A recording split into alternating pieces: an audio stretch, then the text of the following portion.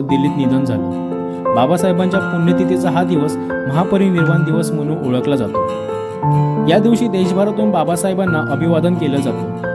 दादरच्या चैत्यभूमीवर तर देशभरातील लाखो आंबेडकरी अनुयायी त्यांना अभिवादन देण्यासाठी येत असतात।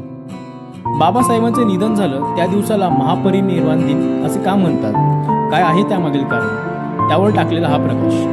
महापरिनिर्वाण दिनाचा इतिहास काय? परिनिर्वाण म्हणजे मृत्यूनंतरचे निर्वाण। महापरिनिर्वाण हा संस्कृत, पाली आणि हिंदी शब्द आहे, ज्याचा अर्थ सांसारिक मुक्ती किंवा अंतिम मृत्यू असा होतो। खरं तर हा शब्द प्रथमच बुद्धासाठी वापरला गेला।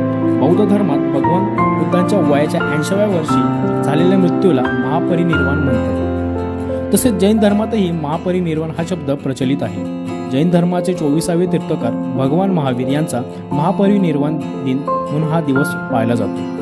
महापरिनिर्वाण दिनाचे महत्त्व। डॉक्टर बाबासाहेब आंबेडकरांनी गोरगरिबांसाठी स्थिती सुधारण्याची महत्त्वाची भूमिका बजावली। बौद्ध समाजासाठी त्यांनी महत्त्वपूर्ण योगदान दिले। बाबासाहेबांनी अनेक वर्षे बौद्ध धर्माचा अभ्यास केला आणि 14 ऑक्टोबर 1956 रोजी त्यांनी बौद्ध धर्म स्वीकारला।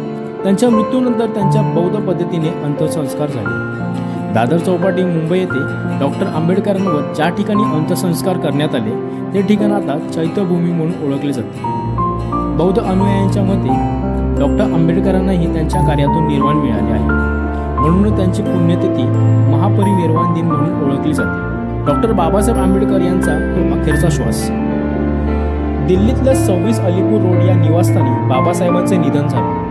तिथून त्यांचं पार्थिव नागपूर मार्गे मुंबईत आणण्यात आलं। बाबासाहेबांचं पार्थिव मुंबईत आल्यानंतर प्रचंड गर्दी झाली। अंत्ययात्रेसाठी असंख्य लोक आले।